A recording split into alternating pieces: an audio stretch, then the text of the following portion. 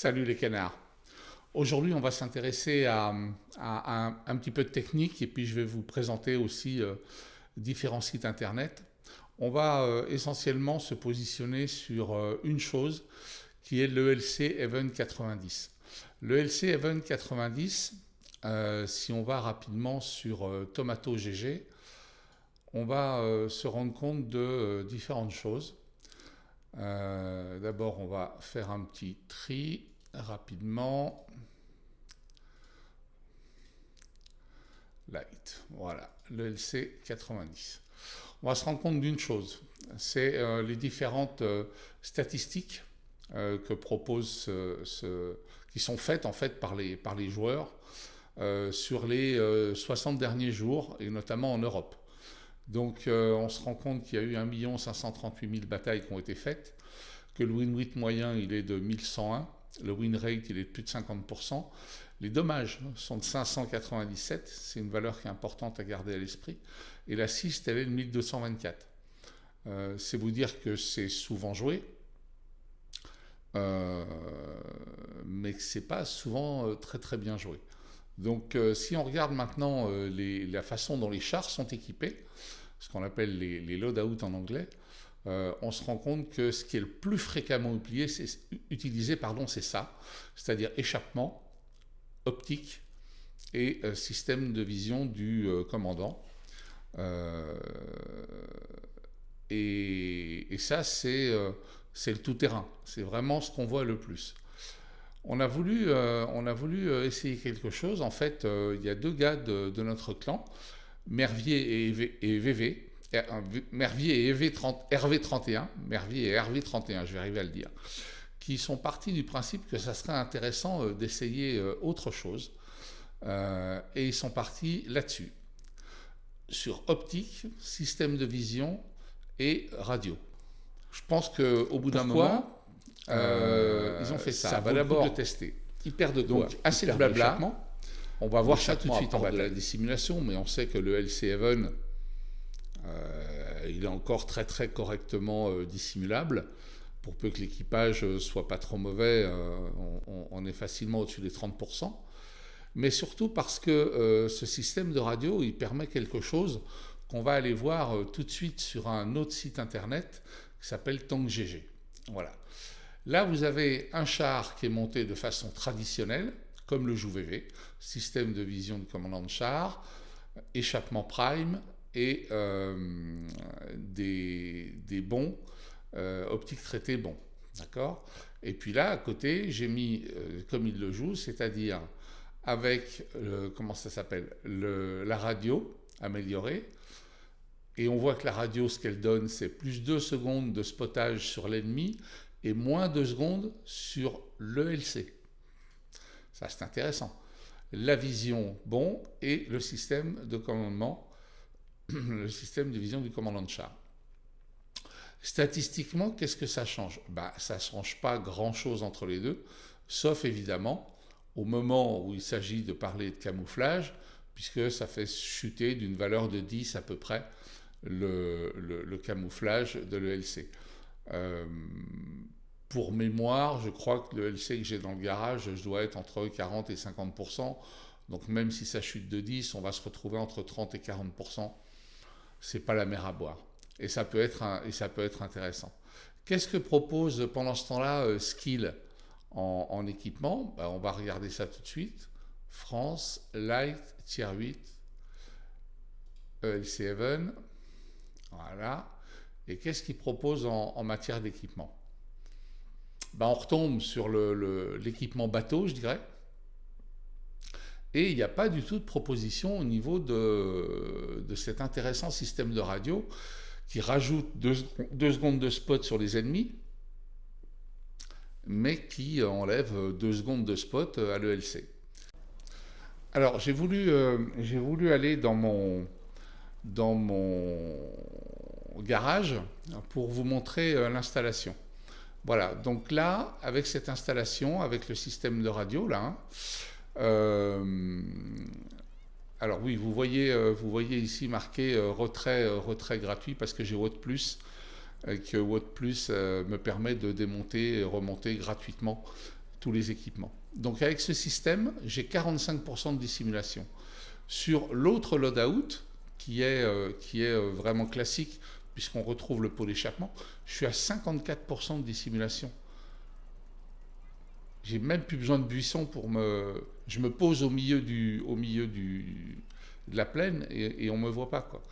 Donc on a largement suffisamment avec un équipage qui est un équipage moyen, hein, on a largement assez pour faire ce qu'on veut.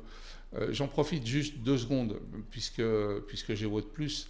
Il y a un petit programme sur Asselin qui permet effectivement donc d'avoir un retour d'équipement automatique. C'est-à-dire que si par exemple, alors pas pour les équipements de bon, mais pour tous les équipements Prime, je vais avoir ici un petit message sur le côté me disant exactement qu'est-ce qui a pu être démonté sur le char pour pouvoir être reproposé. Donc là, par exemple, c'est le cas, rééquipement du véhicule. Ils ont démonté les optiques Prime qui a été retiré du véhicule grâce à l'abonnement Watt Plus actif. Voilà. Donc même chose si je vais sur le Lynx. Non, évidemment sur le Lynx, ça ne va pas forcément le faire parce qu'il y a quand même des chars où j'ai un peu ce que je veux. Qu'est-ce que je vais trouver? Le Kampfpanzer, peut-être. Oui, le Kampfpanzer, c'est en train de le faire. Voilà, démonter, etc. Et donc, il me repropose les équipements que je veux. Donc, je n'ai pas des équipements Prime à profusion. J'ai simplement des équipements Prime qui se déplacent sur les chars en fonction du char que je veux jouer. Voilà. Mais on va regarder la game à VV. Vous allez voir tout l'intérêt qu'il peut y avoir à réfléchir en matière d'équipement et à bousculer les idées reçues. Assez de blabla, place à l'action.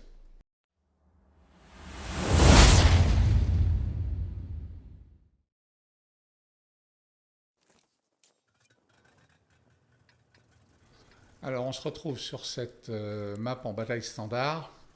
Rapidement on note que le win chance est favorable à VV. C'est en général une map où il y a 3 spots d'affrontement, le château, le milieu et le dirigeable. Donc les lights ont soit la possibilité d'aller au milieu, soit la possibilité d'aller côté rivière. On va regarder ce que fait VV.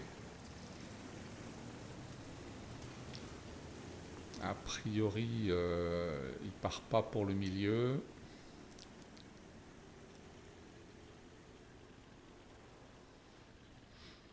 Je pense qu'il va essayer de spotter un petit peu le passage des lourds pour donner quelques informations à son équipe.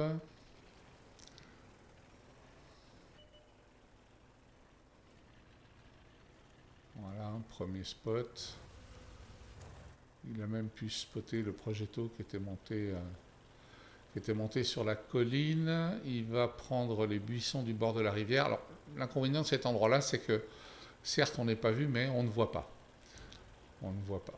Donc voilà, il spot la traversée des lourds. C'est des informations importantes pour ceux qui sont sur le milieu de la colline, pour les artis. Ça permet aussi à ces lourds alliés de savoir à peu près à combien d'opposants ils vont avoir affaire. Et ils commencent à prendre du spot, puisque le progetto prend des tirs. Ah, déjà 1267 d'assist. On voit que c'est déjà supérieur à ce qu'on avait vu dans les statistiques de Tomato GG. Il faudrait qu'il fasse un tout petit peu de dommages et il serait au-dessus de la moyenne. Alors là c'est risqué parce qu'il est à découvert et il peut être spoté par des chars derrière lui. Voilà, il prend les tirs du Chaka Ponk. Et l'autre risque, c'est éventuellement de se faire courser par un char qui a envie de croquer un ELC. Bon, il échappe de peu à l'arty. Mais j'ai l'impression que VV est parti pour une partie, magnifique répétition, où il va faire finalement beaucoup plus de spots actifs que passifs. Donc, vous voyez, le Lorraine 40 tonnes s'est mis en chasse de l'ELC dans la rivière, ce qui vient confirmer ce que je vous disais jusqu'à présent. L'IS-3, milieu de map, il n'avait rien à faire là. Il est sorti. c'est très très agressif tout ça, très très très. Et là, il a toutes les chances du monde de pouvoir se faire spotter. Euh,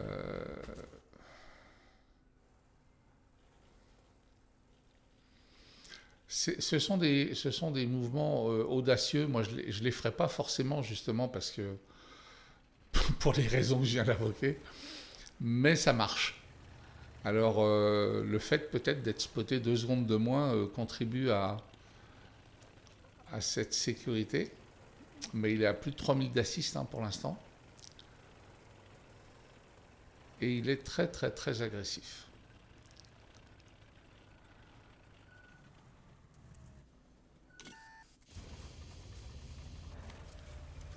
Oh, le LTTB, le rush du LTTB. Eh ben, heureusement que le LTTB était en passif.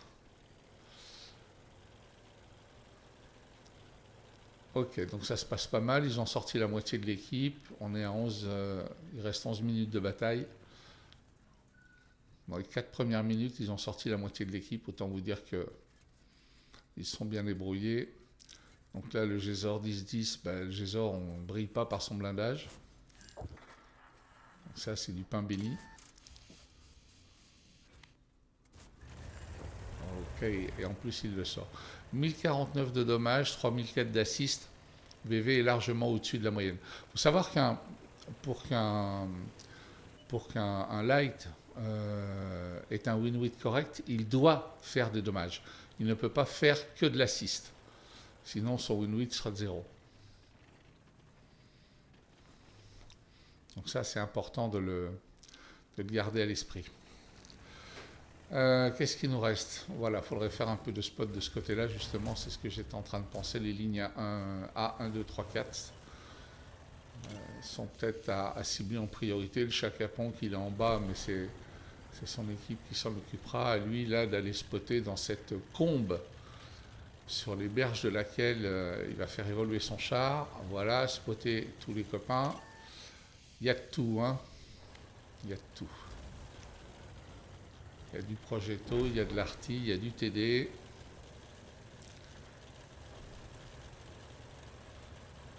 Et tout ça doit sortir progressivement.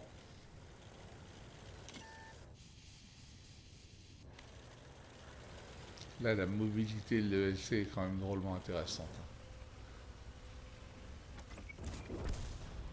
Alors, normalement, le Progetto devrait, voilà, avoir une réaction de défense. C'est un peu ce que j'attendais de la part du Progetto, mais il est pris par d'autres tirs. Alors, est-ce que VV...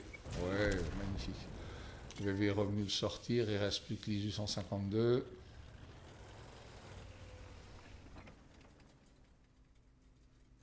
Voilà.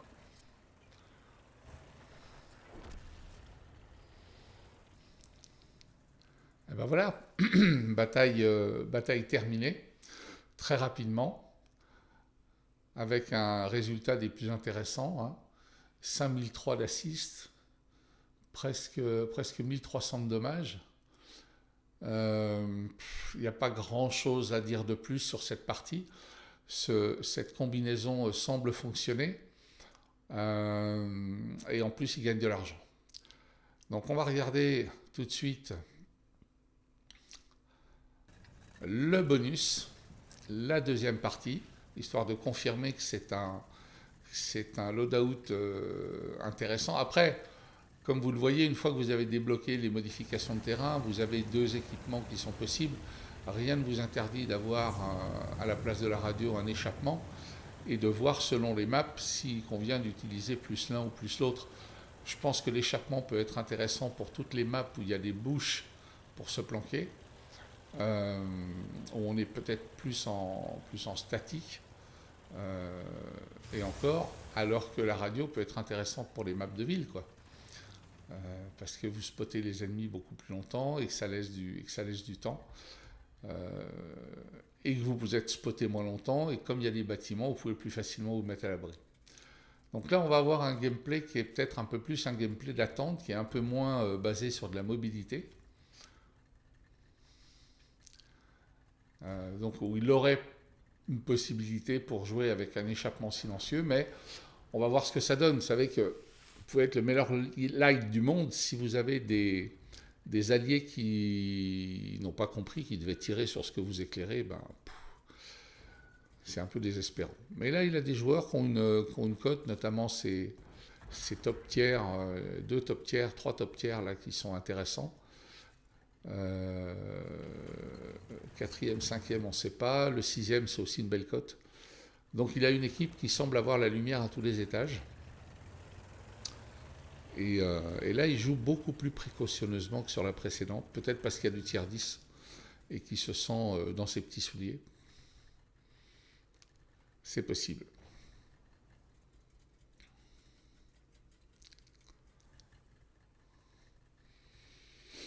En tout cas, un VV ne sera sûrement pas très audacieux tant que le LC11 adverse sera là. D'autant plus que lui aussi, il est agressif.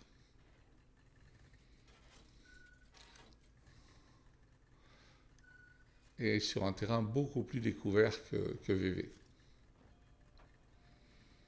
Il a voulu jouer dans une partie plus basse du terrain.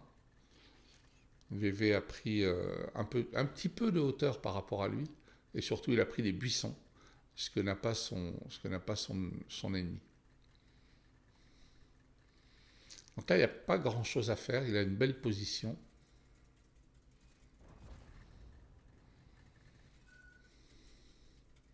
Ah, le Conway, ouais, j'allais dire, il faudrait que ça sorte, ça.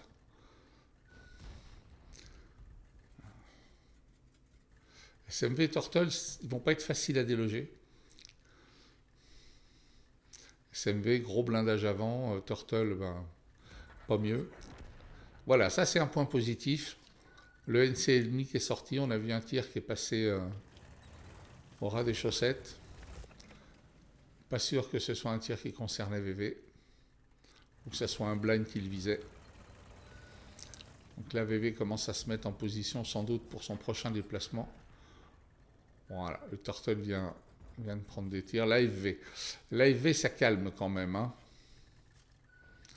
UDS-16 qui est en mouvement. Vous voyez à quel point c'est difficile de se dire je vais bouger maintenant.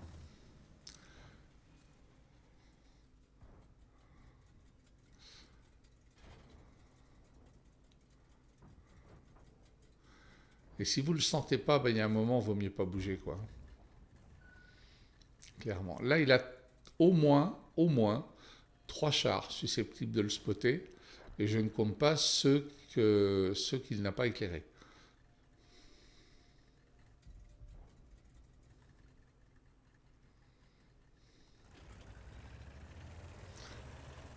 Parce qu'il y a quand même un léopard PTA qui n'a pas réapparu dans le paysage alors qu'il a été spoté sur cette colline-là en face. Ouais.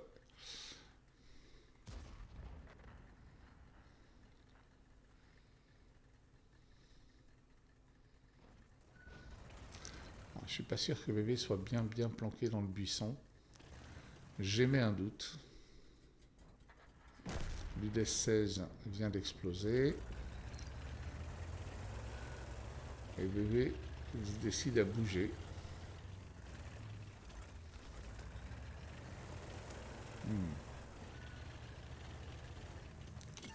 J'allais dire on est sur de la grosse audace, oui. Et je pense que là c'est la FV qui avait spoté VV. La FV qui est partie en fumée. Donc bonne idée de s'éloigner du SMV, mais il est respoté de nouveau. Ça, je pense que c'est le léopard. Les léopards en général sont d'excellents spotters.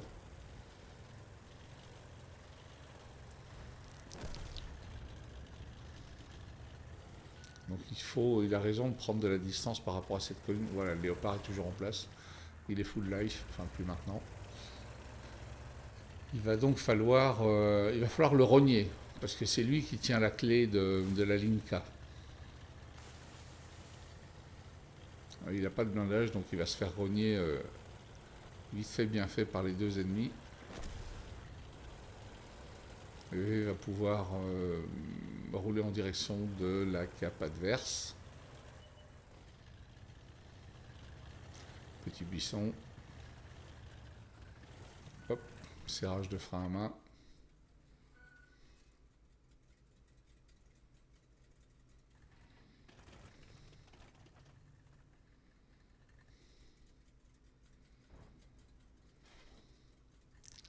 On est sur des, j'allais dire, on est sur des gros chars. C'est pas évident.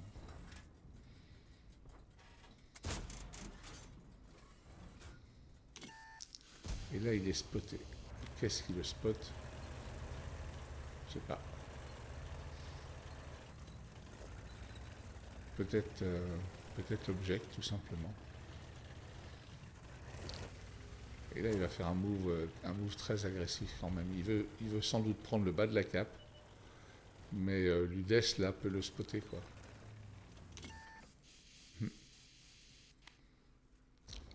L'UDES est sans doute en reload, sinon il aurait tiré.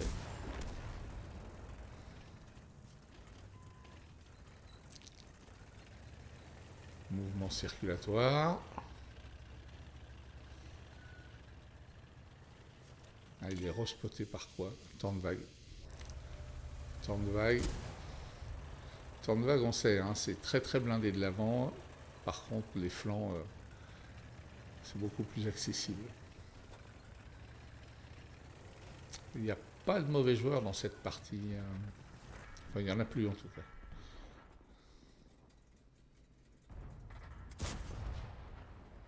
Waouh! J'avoue que les indicateurs de pénétration sur World of Tanks, parfois c'est rouge et ça rentre, parfois c'est vert et ça rentre pas. C'est hautement symbolique les indicateurs de couleur. Ok, donc VV dans la cape, le 268 devrait sauter, le CS est en train de prendre ses jambes à son cou, voilà. Donc il reste plus qu'un char. J'oserais dire qu'il a fait son boulot, les autres maintenant vont partir à la chasse.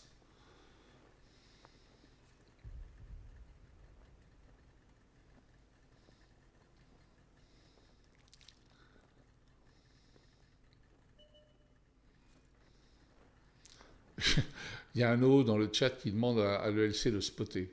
Je ne comprends même pas le sens de cette demande. Quand on voit la quantité de chars médiums qui sont partis chasser le CS. Oh, geste très élégant de VV qui sort des buissons.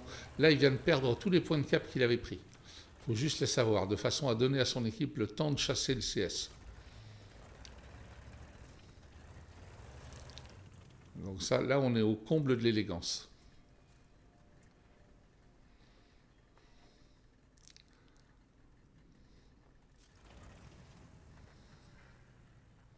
Voilà, et la partie est gagnée.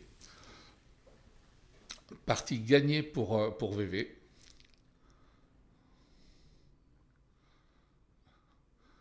Donc il nous fait quoi? Il nous fait 9731 d'assist pour 264 de dommages. Donc qu'est-ce que vous voulez que je vous dise de plus?